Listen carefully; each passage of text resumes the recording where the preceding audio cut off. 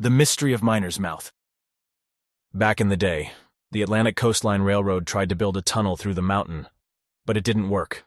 The shift gave way and trapped the miners inside. Out of respect for the men and women who lost their lives, the community called it Miner's Mouth. Did anyone make it out? The question echoed in the dimly lit office, but no one had an answer. The sheriff's deputy, sitting across from me, was more concerned with something else. "I'm done here, sir. It's hunting season. I've got poachers to deal with." But there was something else, something darker. A body was found yesterday morning. Another woman, brutally beaten, her head removed, just like Miss Barnes. The location? Just half a mile from where Roseanne was found. "You're familiar with that area, right?" The voice was sharp, probing. I nodded, but my mind was elsewhere. The old mine, the history, the secrets buried beneath the rocks. I'd been there as a young man, and the memories still haunted me. The look in his eyes, though, that was something else, something unsettling. "Must have been tough back then," the sheriff added, leaning forward. "Being the only black deputy in the department, huh? People looking down on you, figuring out where you fit in."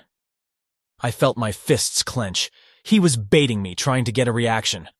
"Get the hell out of my office!" I snapped, unable to keep my anger at bay.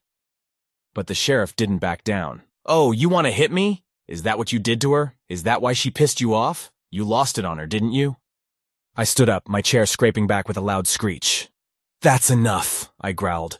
"You're not going to get me to talk. You're not going to twist this." But he didn't stop.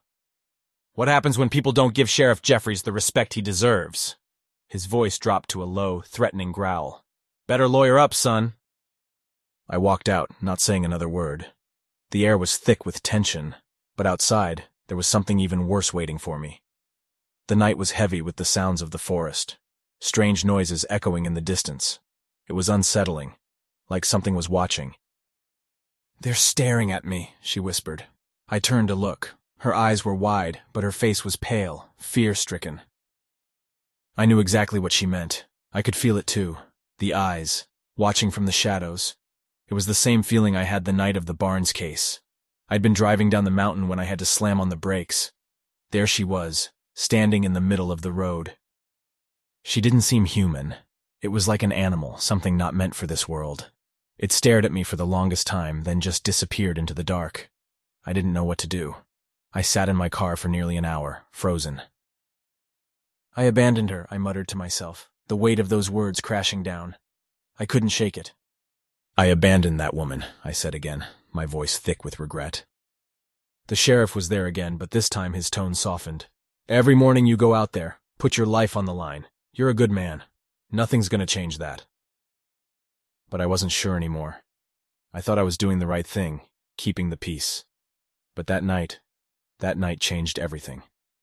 Whatever that thing was, it was still up there, waiting. "You won't find it tonight," the sheriff said as he stood up, his voice firm but tinged with an eerie certainty. "But I will, and when I do, you'll never see it coming."